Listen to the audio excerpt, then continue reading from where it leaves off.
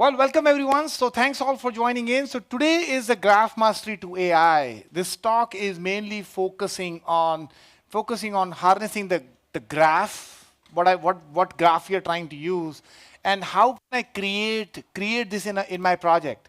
Now people say that, hey, this is rag graph. That's the only thing I'm here for. This is not the talk for that, okay? That's just one component of it. If you know how to use graph really well in the industry, that's what this talk is. So graph rag is just giving you an index. You're just getting the value from that index and then you're just using it. That's part of the AI. But that's not actual only usage of graph in the AI. I want to debunk that problem. Okay? So if you are just interested in graph rag, yeah, we'll talk about it. But where do I use graphs in AI? How do I make money? Okay?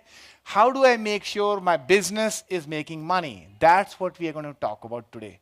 Why I'm saying that? Because from 2013 onwards, graph database exploded. It's not like one graph database is there. These databases exploded in usage. So what that is doing to the industry, I'll be talking about that also. Okay? Because if you're just doing a retriever, it's like you don't care what the junk you're returning better junk. That's it. Nothing more than that, yeah? So that's the premise. Let's get started. So I use multiple agents within Salesforce. I'm a director at Salesforce, and currently working on around 10 autonomous agents at the same time. So you can understand, graph is just one part of the puzzle I'm absolutely dealing with. So let's take a look at what we're going to discuss in graphs. Now there are multiple types of graphs are there. So when I say multiple types of graphs are there, that means the graphs are two kinds of graphs. Can anybody tell me, like, one graph is like, you have unstructured data. You have unstructured data, you have to convert into nodes and edges. That is the unstructured data graph. Another type of data is structured data. People miss out on the structured data. Hey, I don't care structured data. We only say that, hey, we can only use that. That's not true. So we'll talk about both of them today as part of our journey for 1 hour. So what does that mean? What are you going to do today? We're going to look at knowledge graphs. Then we look at graph traversal. So why I'm talking about graph traversal? Because that's the way you're trying to find out what's my shortest distance to go from one place to another place. Okay? And then how do we do that? Because the AI will have to do the same thing to predict the future. Yes? Predicting that this is a fraud. How do you do that? In using a graph. Rohit, I never thought that way, but that's true. You have to start thinking in those ways, and we'll be discussing that more, like how that works. What are the different types of graphs? And then the DAG comes in, directed acyclic graph, DAG. DAG comes in here. And you have an AI problem. Do you know we all have AI problems you need to do scheduling? Yes? Scheduling problems are there. How do you solve those problems through AI? We'll be discussing that today, because that's also graph behind the scene, yes? And then we have minimum spanning tree. Google probably spent billions of dollars solving this problem, yes? Minimum spanning tree is one of the major problems you face, but Google solved it that way. But what are the problems in your domain, which is minimum spanning tree? Think about it. What domains you are in? Start from here. What domains? Domain. Retail domain, banking domain, yes? Retail, huh? Payments, retail, banking, huh? Travel, healthcare, gaming, yeah? Now think about graph. Where are you going to use graph with minimum spanning tree? How are you going to make money out of it? That's another problem which we need to fix.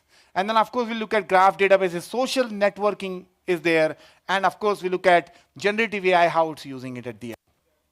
Let's take a look at graphs. So when I say graphs, like that's where it has, edges and nodes are there. You have some properties for that. And then you are trying to do shortest path. Why I'm doing shortest path? Anyone? Huh? Yeah. So think about, where are you using shortest path in your company? Huh? Pathfinding, yes. And what else are you using for? Anybody know, Ronaldo? Soccer fan? Anybody here know soccer fan? What brand does he endorse? Nike, yes. So Nike brand it is. So when you endorse the Nike brand, you buy Nike. You go and buy Nike out of it. Or if you like him, then if he endorses something, you buy that. What is that? What is the shortest distance of Ronaldo to you? That's the way companies are selling more products. Like brand, Kohli, now he's a brand ambassador is there. So that's the way you're trying to sell the product. So your company is doing the same thing. Of course, it's using Neo4j and OrientDB and other ones like that. And you're trying to create recommendation engines, or you're trying to do social network or network analysis all using this. So knowledge graph is just a graph which is having a node. A relationship between the two nodes is also added to it. That's pretty much what the knowledge graph is. And knowledge graph came along not now, it's been there from past 10 years. So AI, is like 1972, onwards it's trying to do that. So it's been here for a long time. It's like we think that, oh, it's there just now. No, that's not true. Now, when we look at VForm, I'm looking at VForm right now.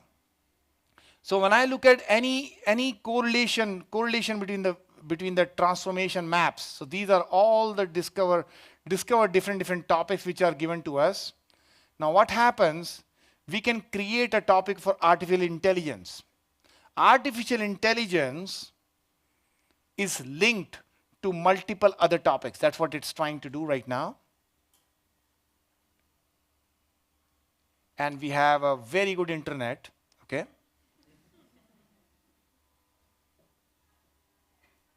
Yeah. That's what it's trying to do.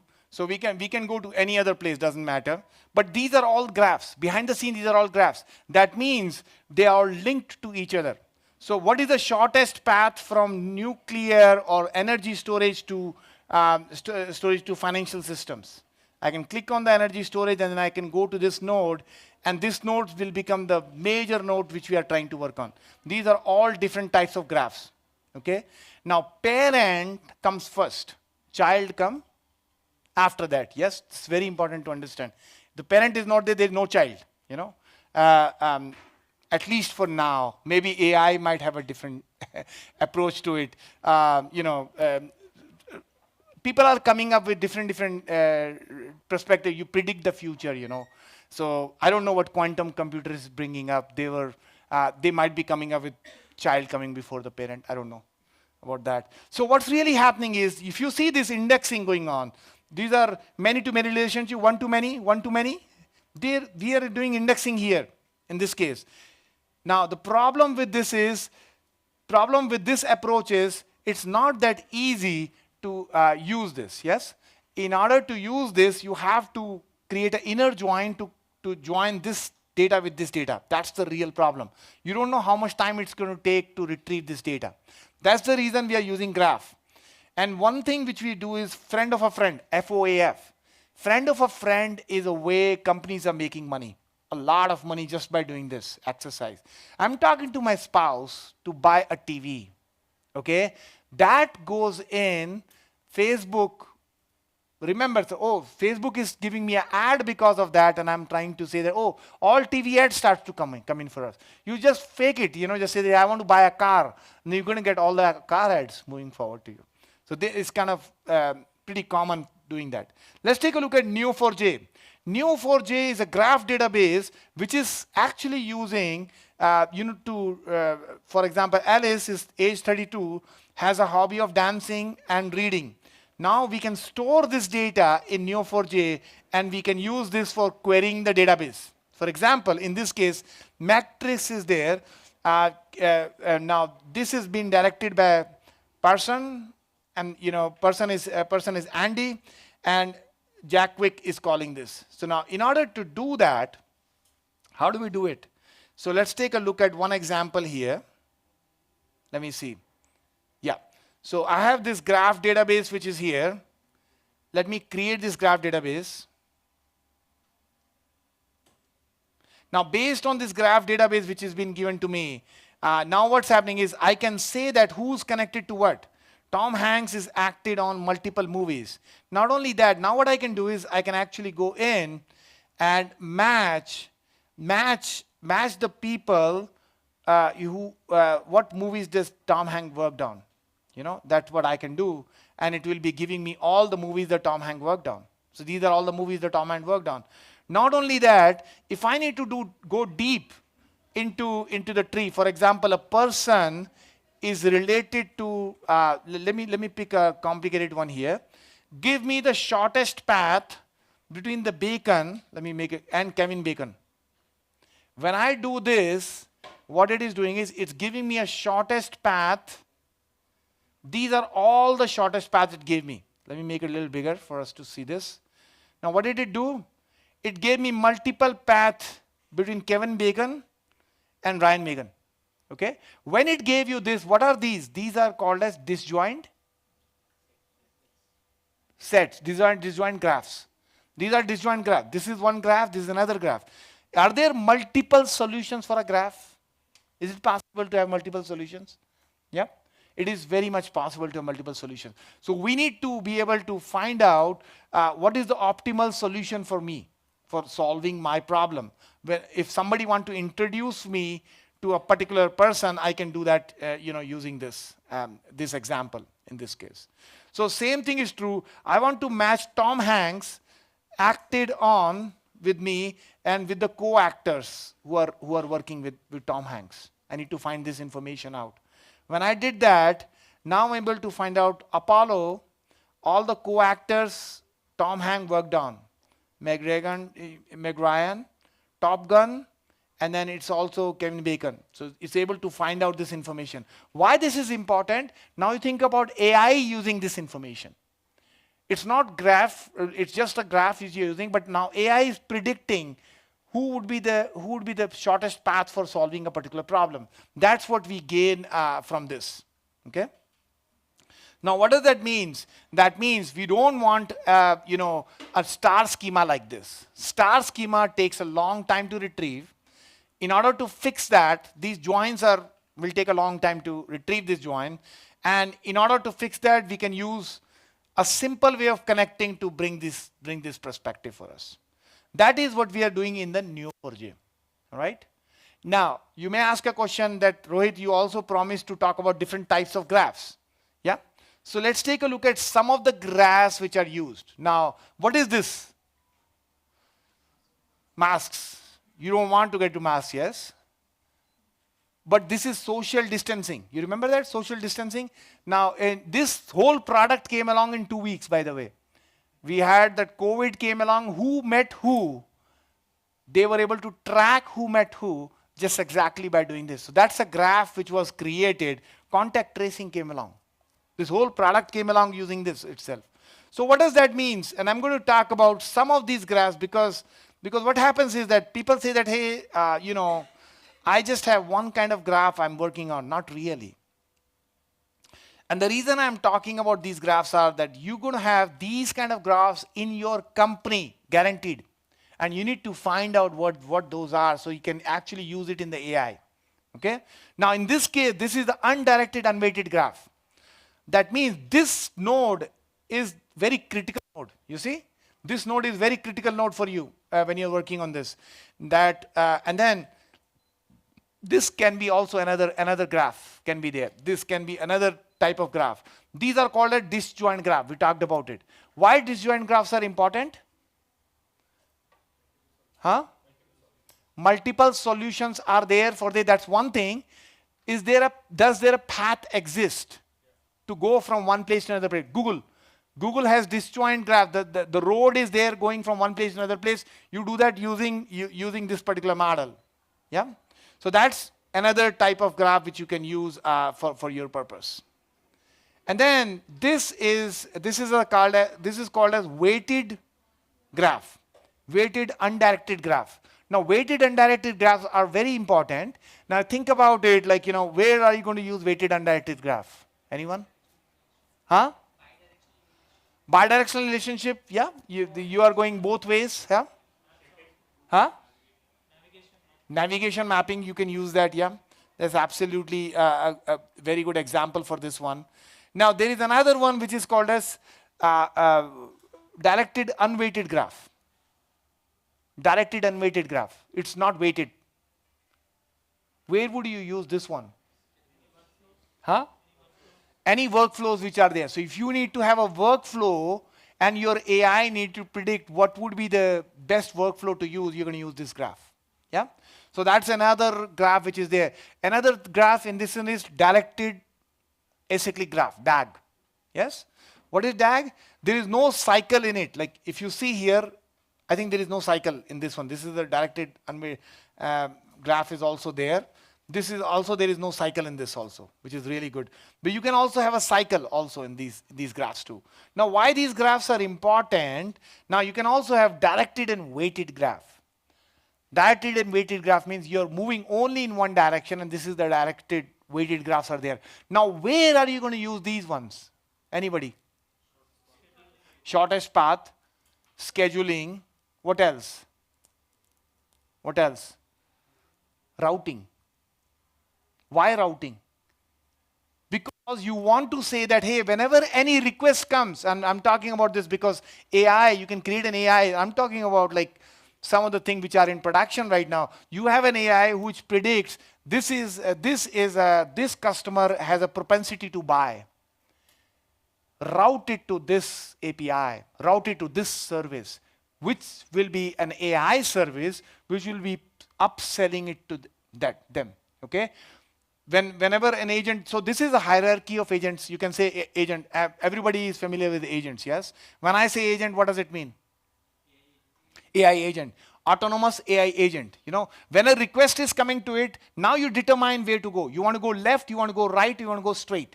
You know, what is these? These are called as topics. Okay.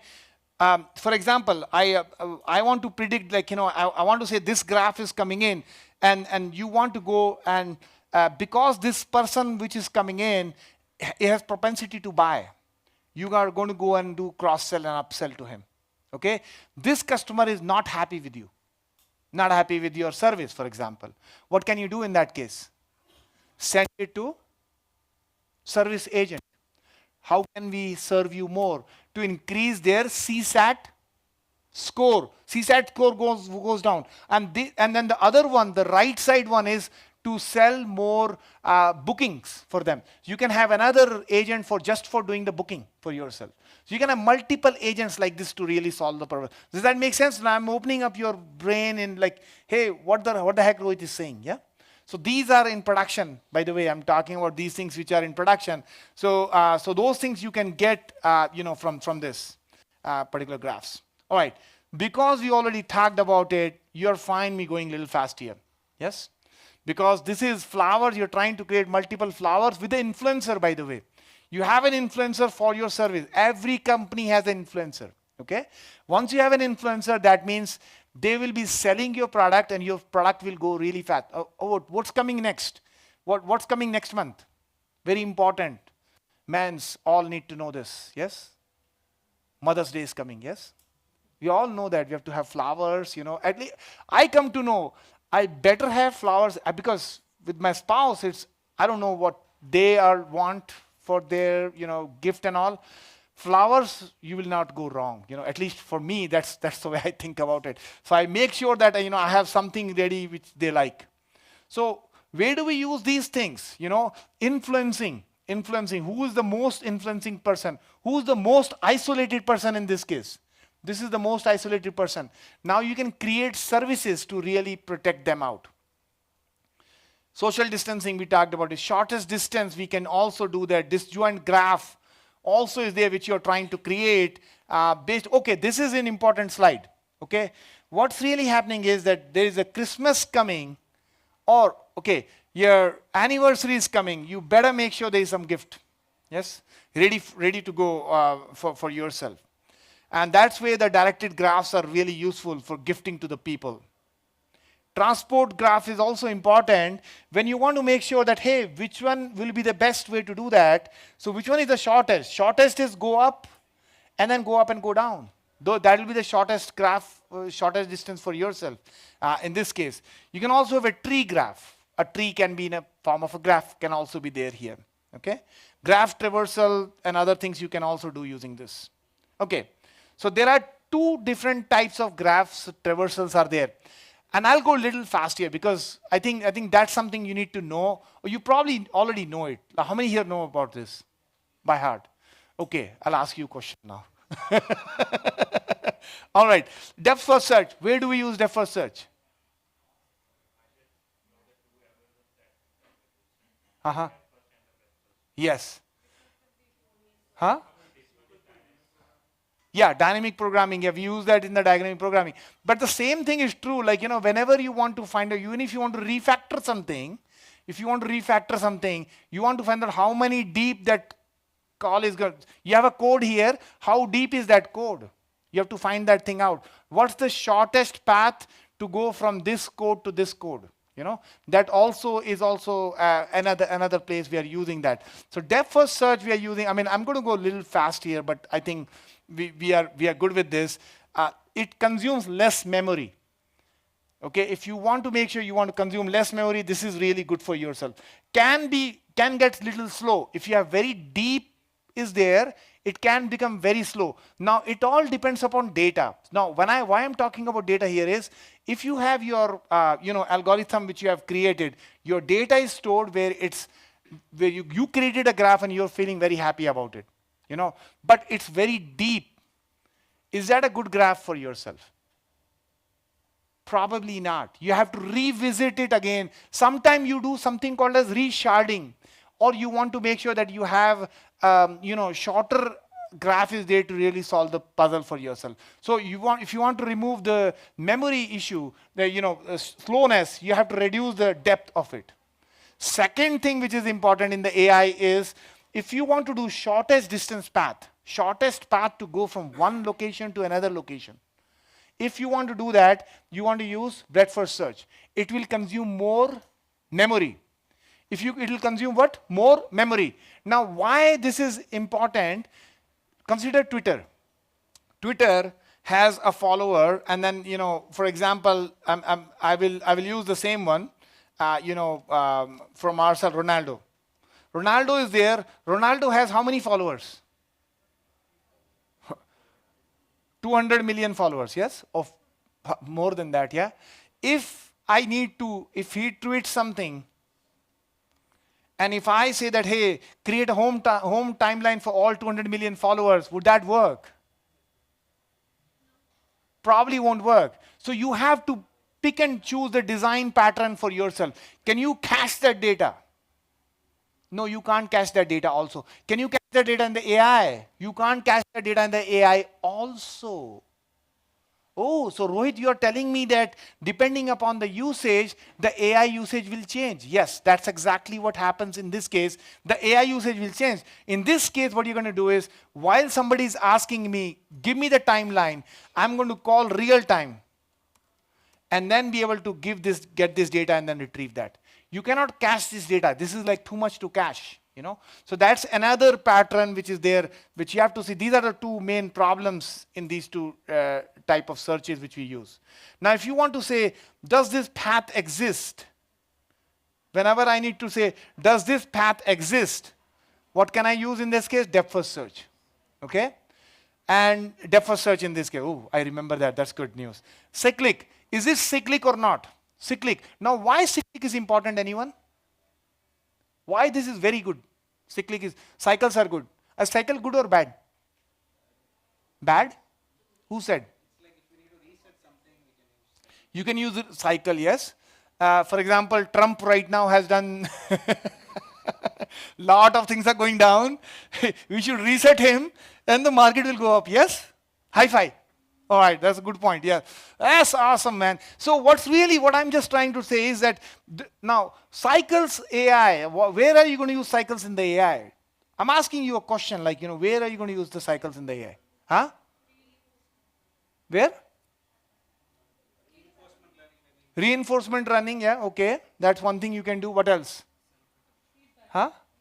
Feedback, okay. Feedback also we can use that. So wherever there is a amplitude and then sinusoidal wave, we say cos theta plus tan sine square theta is equal to tan square theta. Is that true? Yeah, something like that. Yeah, we did that. So this is also a cycle. Now Trump is somewhere here, like he's doing some magic for each one of us. So that's what the cycle is. So if I know the cycle is going up, I'll be billionaire right away. By the way, people spend billions of dollars to write this algorithm to do that. This is all done through AI, by the way, to predict what's going to happen next. What is it done?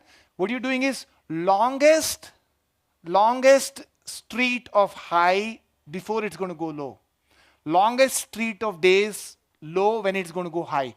I mean, that's the way that they actually predict that. This is called a cycle detection, and we use it in all the AI algorithm. We are using this. Task scheduling also we are using this. You know. So when you say task scheduling, what does it mean? What does it mean? Anyone? Uber. Everybody use Uber, yes? Which driver should I give the preference? Which driver should come and pick me first? Uber is thinking, not us, yeah? But which one they should pick? Anyone? Huh? Nearest one. Are you sure? The person who's dwindling their thumb is sitting idle. Yes? They have to satisfy them because they didn't get the ride. They are not the nearest. But you're near the downtown or near some place. You have to bring them there. You have to entice them. Now you have to pick and choose what AI algorithm. Now you are right, by the way. You're not wrong. Closest is the right option. That's one AI you have to get the data. Now what's happening is in terms of knowledge articles also, the similar things are happening. That when you want to bring in the knowledge articles, you can bring in the knowledge articles from vector database and then it will bring the value for you. But nowadays, you started doing ensembled retrievers. Ensembled retrievers means that you at the same time, you are calling the vector search. At the same time, you're also calling the keyword search. At that same time, you're also calling the graph database search. All three you're doing, and then you're re-ranking it and then sending it back. By the way, most likely this is the fraud, you know, because you're able to do that analysis. This is all graph, by the way, behind the scene. This is opening your mind like what I'm saying right now? Yes? Is it resonating with you guys, what I'm saying here? So when you go back, you're going to start using this for the cycle detection. By the way, cycle detection is bad also. Why is it bad? Because I asked a question, and then it went to this node, and then it went back again, and it's just in the cycle here. If there is a cycle, what can I do? What algorithm can I use here? Topological sorting can be used, but think about it. Like, topological sorting is when you need to choose between 2 or 3 things to do. Yeah. In this case, slow fast pointer. Well, that's in an array. We can do that. Like, yeah, you can do that. I mean, there are multiple solutions. By the way, that's one algorithm which you can use to find out, hey, if I'm hitting the same node again or not. And if you hit the same node, it's been visited, that means there is a problem there. Or you can use DFS, yeah, that's perfectly fine. And you identify the deadlock which is in the bridge. So why I'm talking about is I want to find out the persons who are playing soccer. I went all the way through, and then there is a cycle here in the cycle. I want to break this cycle. That's the reason the cycles are not needed. Of course, I'm not going to go through this cycle detection for you. That's like a code. But look at this spider, Google. How does Google do it? Now you will get something like, hey, you want to spider the web and get the answer for you. Can you tell me a use case of a spider in an AI? Why the heck you're wasting my time? Can you tell me? Anybody can tell me? Yeah, anyone? Think from the salesperson perspective. Think. I'll give you an answer. But think from what does salesperson need before they talk to the customer? They need lead, but the lead is working, let's say, for Toast. Toast, I think there's a company here, Toast. They're working for Toast, yeah? So what does lead need to know? The relevant company information. So how are you going to get that information? You're going to do what? Web scraping. How are you going to do web scraping? Web crawler. What algorithm you're going to use? DFS? Breadth first search, yes. Breadth first search. Can you use depth first search also here?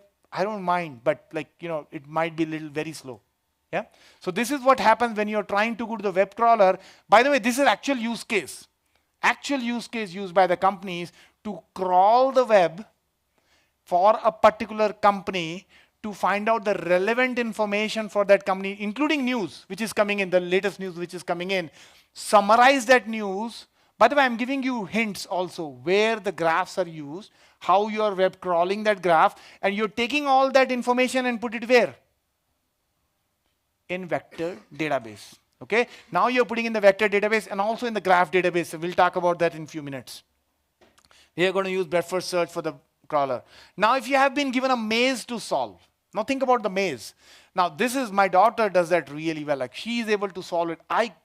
It take me a long time to solve this. Like, how many here, who is really good at this? Doing this? Okay, wow, that's good. But my daughter, like very tough. For me, it's not that easy to do it. But we are able to do this very, very fast. So what is this? This is the state machine, yes? This is a state machine calculation. State machine calculation is what? Graph. Elevator. You're going up and down. Up and down. No, this is not that same up and down, which everybody has seen that movie. And I'm not going to say that more than that, which has to do with the generator. Like, that he said, how did the electric generator move? And he said, brum, brum, brum, brum, brum. You remember that? All is well? Yes? Yeah. So, yeah, 3 idiots. So, there is a state machine. Wherever you need to work with the state machine, what algorithm you're going to use? Shortest path. Depth first search. No, breadth first search, sorry, for that one. Now, same thing is true with hit, hot, dot, dog, cog, log. Now, what is this, Rohit? Why are you wasting my time? What is this? You are trying to sell a product, bike. Okay, you want to sell a bike. While you're selling a bike, how can you also sell, light or torch? How can you sell a torch? Can anybody help me? Yeah. So for bike, what do you need?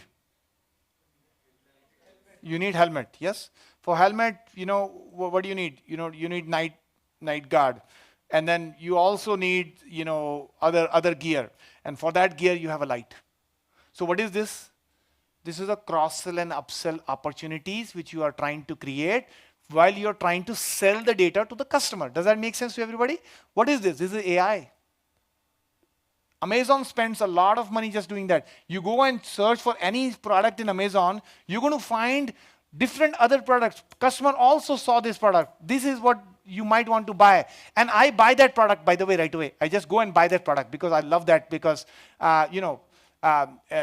so that's all word ladder problem, which is an AI problem solved in graphs. Okay? That's another thing which you do to solve this problem. And breadth first search, of course, you need to use breadth first search, shorter distance, breadth first search, you need to use to do that. I'm not going over algorithm, but that's too boring, yeah? That's a separate class by itself. Now, time needed to send it to all the employees. Now, you want to send a CEO needs to send it to a VP who needs to send it to some other place. How do you do that? Anyone? This is also a graph, by the way.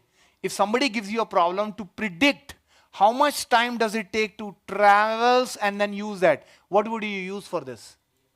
Huh? Depth first search. Well, you think about it. Time you need to send from the CEO. I'm going to make it complicated, man. I'm not going to make it that easy. So time CEO is sending it to VP, it takes 20 minutes. From VP, it takes 1 day. Level down. From director to go down, it's 1 week. Now it changed. Yes. So I added, what did I added? Weight. Yes. Now my answer is changed. Nah? So how much time does it take? Now you have to put the weight also into the account and then solve this puzzle. And then you have to find out the longest bottleneck in the hierarchy. There is one hierarchy which is going all the way down. You have to find out how much time does it take to do that, and that is your answer for this solution. Yes? People spend billions of dollars to do this. Yes? Tell me, where do you use this algorithm? Which industry? Somebody here was talking about travel industry. Anybody hospitality here? hospitality industry, if food, wherever the food comes, or what they do is they find out in the hospitality industry, they find out how much time does it take to make meal, how many chefs do I have, how many servers do I have. They calculate the wait time. Yes? That wait time is what? An AI calculating it for you. And why that is important? Anyone? CSAT. You don't want the customer to wait for 1 hour to get to it. Yes? Everybody with me? What is that? This is all graph behind the scene. And that's the way you're trying to solve this puzzle for yourself. This one is easy, like, maximum height of a tree, depth first search to do that, in this case, to solve this puzzle. Okay, now object detection. And, when you want to detect an object, object detection, number of island problem. Why do they make us solve this problem, by the way? This is complicated and, it takes time to solve it. But where do I use this in real world? Anyone? Huh? Huh? Yeah, photo editing is there. What does that mean? What he's talking about, wherever there is a contrast. Rehealing the images, there you can use this. But from AI perspective, where are you going to use this particular perspective? Number of islands which are there. Huh? From an image, yes, that could be one thing. Hey, I want to remove this image, and then you can use that as a way to do that. Absolutely. Anything else? Huh? Image segmentation, yes. Huh? Filters, you can also do the filter with this one. You need to find out what are the competitors for this product. Competitors for this product. Now you need to find out, for example, it's always the case. You have been given 3 or 4 choices to do, yes? You have to pick out of those choices which company you should go with, yes? They are on the similar domain. Your requirement is that is also a graph. Yeah. So you think about it can be used in multiple connected components are there. That's where you're using this depth first search can be used for that one. All right. That's all good. But people are here for graph rag. Yes. Let's just solve for that also. All right. So what's really happening is LLM came along. The large language model came along. When the large language model came along, I added rag vector on top of it. So let me show you what I'm talking about. So let me go to ChatGPT here. So in the ChatGPT, what I'm going to do is, all right, it doesn't matter. So I'm here. So within this ChatGPT, what I can also do is, this is a data analyst, probably by somebody else, not by me. Okay, so I want to go and explore the GPTs, go to my GPTs.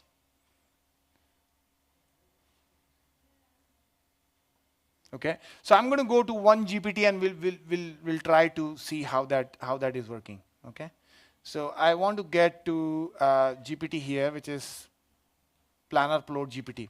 In the Planner Pro GPT, what I can do is I can edit this GPT and I can add a PDF file to it. I can upload a PDF file to it. Okay, when I upload a particular PDF file to it, I should be able to now use that as a mechanism to get my information. This is called as vector database. So I can add a new vector database to really support that. So that is what we do normally in the LLMs. Large language model, we added a vector and we are able to support this thing. Now what's really happening is, when somebody is asking a question, is going to the large language model search, at this point of time, you are querying the database, the data is querying, is getting the relevant information back from here, and now I'm using this data to get the relevant information, enrich my answer, and then returning it. Okay? The problem comes in the application layer when it's trying to make the call to large language model is that this data is not a clean data to work with. That's the real problem.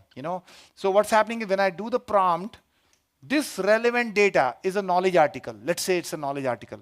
Okay? So I'll talk about here theory part, and then we'll look at the practice later on. Okay? Whenever I have a knowledge articles, for this knowledge article, there will be a title, So I'm talking about vector database. I can have 20 knowledge articles, okay? 20 knowledge articles are there. Now what you can do is you can index these knowledge articles and retrieve them. If you just index these knowledge article, retrieve them, you may not get the right answer. Wow, great. So what's really happening is I'm telling you the problem with the vector database first, and then we'll solve for that later on. I'm going to go step by step how actually I solved it. So you get an understanding how you can solve the same problem. Okay. So what really happens is if you have 20 knowledge articles are there, and these knowledge articles, each knowledge article has 20 chunks. 20 chunks are there for each knowledge article. You have 20 chunks for that. Okay. Now somebody asks a question, and this question is there like password issue. Okay. Now I'm going to search in these 20 knowledge articles. I'm not searching in 20 knowledge articles. I'm searching in 20 chunks times 20. 400 chunks. I'm searching in 400 chunks. When I'm searching in 400 chunks, I need to get that value for me. I'm not getting the right retriever for myself. I want to get only 50 chunks, let's say 40 chunks. I probably am not getting the right values for it. So how do we fix that? Let's talk about it. What's the first thing you can do to fix it? Caching could be there, but see, this knowledge article has a title, and for each knowledge articles you can have keywords. Yes. So for each chunk, let's say you have 20 chunks are there. For each 20 chunk, it will start with a title plus keyword. Okay. Title and keyword. When you do title and keyword for each chunk, now you get better result. Everybody with me so far? Yes. Now this is one strategy which you have got. Anybody has seen second strategy on this one? Can anybody tell me any other strategy? Indexing. Yeah, you're going to do the indexing for this, yes. What else? What else can you do? Think about it.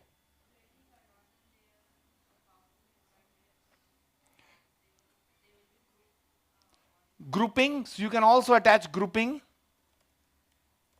Grouping based on the knowledge articles given to you. You can say that, hey, these knowledge articles are for iPhone. These knowledge articles are for, for Windows. Yes, Windows questions. You can group based on that. That could be another way of doing that. Absolutely. Grouping is one more strategy. I have used this exact same strategy to solve my puzzle. Now, if somebody is asking me a question on iPhone, what am I going to do is I'll be intelligent now. I'm going to filter based on the iPhones only. Give me all the knowledge articles of the iPhones. Now my 20 knowledge articles become how many? 10. Everybody with me? Now what else can you do? Synonyms. Synonyms is the keywords. Yeah. You can do the synonyms. This is where the synonyms can be added. Like what are the different other ways to doing that? Absolutely you can add that to this one. What else can you do? Context overlap. Very good point. So when you're saying the overlap, so anybody has seen linked list? What does linked list do? I remember the left side and the right side. The context is overlap. That means the chunks are created with some overlapping in it. That is called a sliding window pattern. This is not algorithm sliding window, if anybody have seen that. That's not the same thing. But it's similar concept-wise the same. That's another way to really do that. Everybody with me? Yes? So these are few ways of really solving this puzzle, but that still did not solve my problem fully. I still have got 10 chunks to really work with. I did all these good things. Still did not solve my problem. Okay? In order to fix that, yeah. Similarity search. Yes. So what he's saying is, yeah, so let's do that. So what I can do now is, I can do similarity. That means keyword search. Because I can do keyword search, that means it's called as hybrid search. Hybrid search means, just like the way we do the product search, I can do keyword search. Because I'm doing the keyword search, I'm adding keywords along with the knowledge articles indexing which have been given. Now it's giving me the values for myself. Yes? What else can I do? Now what happened is, like, just recently, one more article was added for password issues which are coming in, because we are coming with single sign-on. Single sign-on was added, so password issues are there, so they added one more knowledge article for that. What is that called as? Semantic search is one thing, but this is recency. Recency. So this is another thing you can add to this, which is recency. Recent values, and then you weightage them. And then you add on top of it one more thing. I'm talking about, like, hey, what are the different things which could be there? Huh? Re-ranking. Yes, re-ranking based on customer feedback. You gave that, hey, this is probably going to fix your problem. Customer said no. Now, because they say no, the knowledge article will be re-ranked next time lower than the other knowledge articles. That chunk will be ranked lower. That is another way you can do to really get this information. Everybody with me? Yes? Awesome. We are doing awesome here. So once we do all these things, we are doing great. Now what happens is, now we got the relevant chunk for ourselves. Now you may ask a question, hey, my data does not reside in my data lake. Because the data is in 20 different locations. I talked about it. How do you get that data? You get that data from ingesting the data. So you're going to ingest the data into your data lake. And once you ingest your data, and then you're going to use it. But your product manager is saying, hey, you ingest that data, but I want to make sure that not only ingest the data, but let's keep the SharePoint at SharePoint itself. You just use that data. That could be another problem which could be there. That means you have to refresh the data indexing every day. That's another problem which you're going to face. In that case, you can use something called as unified knowledge, or which will get the external SharePoint data or Google Drive data, and then use that data in your application. That's another thing you can add on top of it. So I'm talking about problem, solution. Problem, solution. Okay, this problem is data is residing outside your system. You have to bring that data using some enterprise knowledge, ingest that data into S3 bucket, and then create a knowledge article out of it and then start using it. Everybody with me? Yes? All right, so you did all these things. Now we got the graph. We already talked about a lot of things in graph. What else can be here? Why graphs are good? Can anybody tell me? Now these graph models, we already talked about graph database. These are all graphs, by the way. This is also a graph. So let's talk about some graphs, graph models.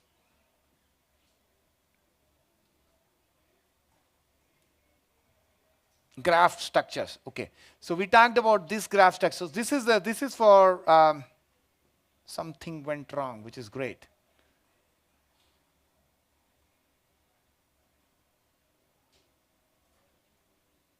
All right, so this is the Neo4j instance which is running for me right now. Okay, so this is, I added all the PDF files. So what's happening in this situation? I have got a schema. In this schema, I've used the LangChain cipher module I have used. The user is asking the question to this one. This is asking the Neo4j database to give me the summarized report for it. Now what I can do here is I can say here how many companies are filing, filing. It's using the finite set of PDF files and then returning that value. Behind the scene, what it has done is it has created a graph database. And then that graph database it's using right now. Okay, so let me just refresh this for a second. Okay. And don't ask me the password. Okay. If you ask me the password, you better remember it.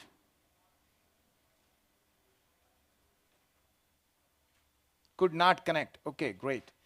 So what's happening in this case is that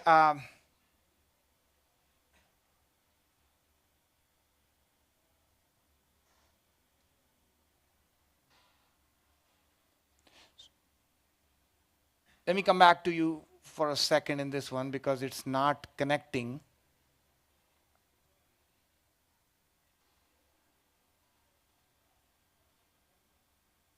Okay, so what it is doing is that it's creating a query for me behind the scene. It's in a graph format. So what it was doing was here, okay, let's come back to that in a second.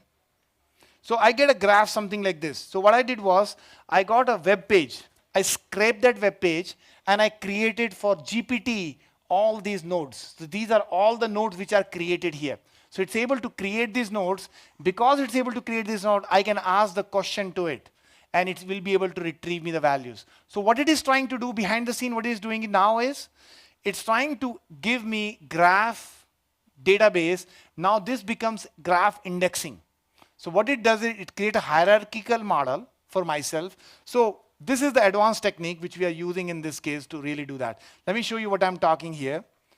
What I'm saying is this advanced technique, what we are trying to do is we have a graph. For this graph, it added all the nodes. Text, GPT is connected to how many nodes? So any YouTube video you got, it will convert into a graph. After it converts into a graph, then it will create an index out of it. Once it creates the indexing out of it, it will create chunks, okay? Let's say the graph chunks are created for yourself, okay? Now, because the graph chunks are created yourself, let's take one chunk. Chunk 1, chunk 2. What it's going to do now is for chunk 1, it's going to say what questions the chunk 1 is answering. Okay, that's a different way of looking at it. What questions the chunk 1 is answering? The chunk 1 is saying that how to change password. The chunk 2 is answering a question of password reset. I'm making up, yeah? So these are the chunks which are there. Now these are the questions also I added into my indexing. Voila. Because I added that into the indexing, now what's happening is I not only have vector search, I not only have similarity search, we talked about before, I not only have graph search, but I also have questions for each question. Let's say, for example, how to have this chunk. So it is not like this. It's something like this. For this chunk, this is storing chunk number 1 and 5 and 9. Okay, these are the 3 chunks stored in this. So that's what you are trying to get out of it. So all the question the customer is going to ask is all here. Now your retriever is much more faster. This is called as ensembled search. Ensembled search. What ensembled search does? It basically at that same time make a vector search call, it make a keyword search call, it make a graph database search call, and it also makes search calls with this questions. Now one drawback only here is that you have more chunks than original chunks. Originally, let's say you have 400 chunks. In this case, you have 1,000 chunks. Sorry, you're going to have more chunks to work with, but this will give you a better result for yourself. Awesome. All right, so that's exactly what we do here. Social networking analysis. So these are all the things which you can do using this. Graph technology landscape. Now this is a huge, graph technology landscape is huge. Probably won't go over all of them. But if you think about it, graph exploded like anything, you know. So graph database came along and, it's solving a lot of puzzle for myself.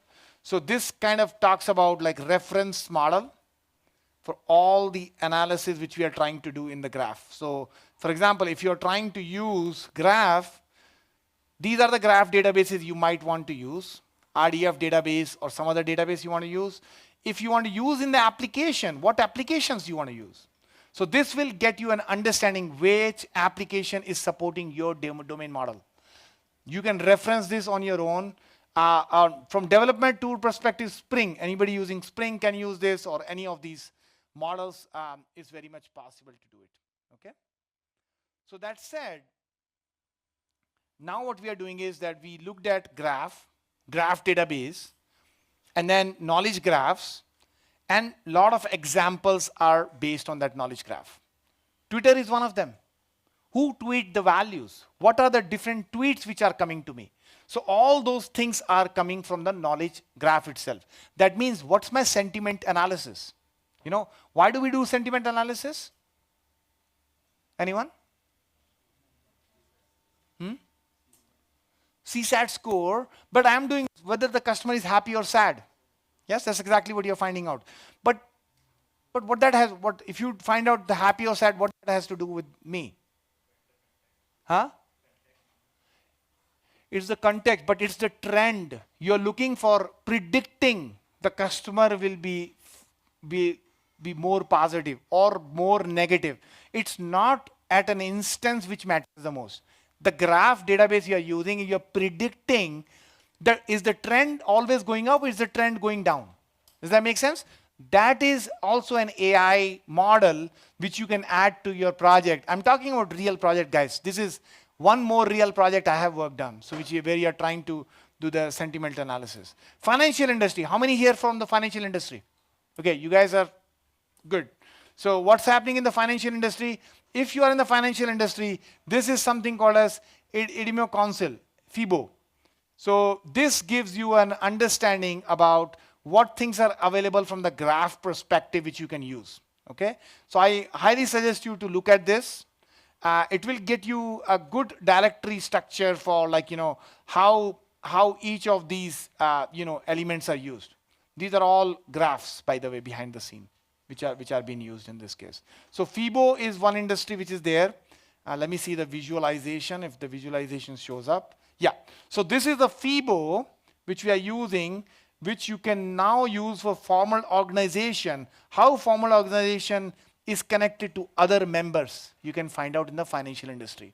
So if you need to do that, it is available for you to start using it. Okay, so just like this, your industry also have graph available for you. You can leverage this for your own AI domain modeling which you're trying to do.